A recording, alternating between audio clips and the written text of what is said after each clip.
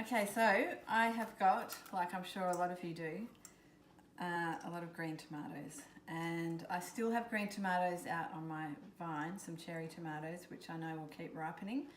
But I needed to clear a bed to put my garlic in. So I pulled out these tomatoes that just didn't really look like they were going to ripen. So I'm going to make a green tomato chutney. And I'm just kind of using what I've got. So I've got tomatoes, onion, I've got some half-grown red onion, but that'll do. So I'll chop that up and put it in. Some garlics, which I'm about to plant the rest of. A mix of spices, some of which are homegrown. So there's fennel and dill, which we've grown at home, and a few other things.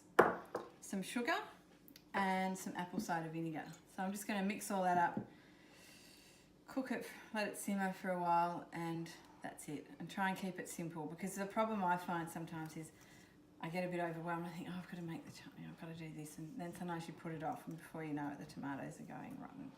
So this is a simple green tomato chutney.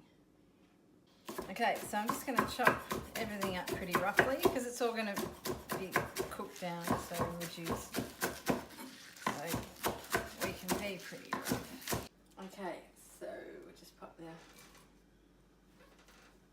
onion in. It's not quite onion, but I think it will add an interesting aroma and flavour. So just let that sweat for a bit.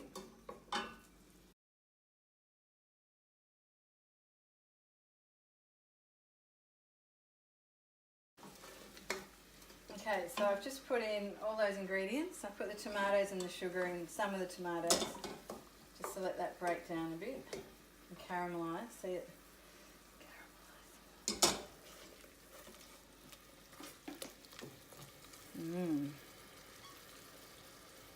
Smells good. Spicy.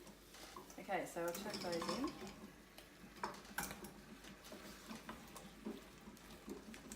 Okay, so I'm just going to have this on fairly high just to get these green whole tomatoes to break down. Probably should have chopped them really, and we haven't put our vinegar in yet either. So, ooh,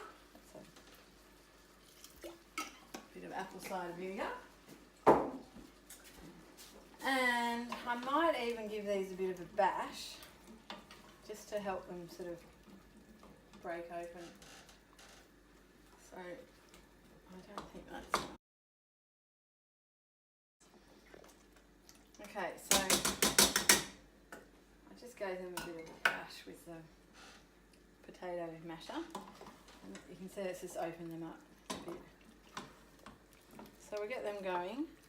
Now they want to be stirred pretty regularly, but I think let's put the lid on, let them break down, just keep stirring it so they don't stick.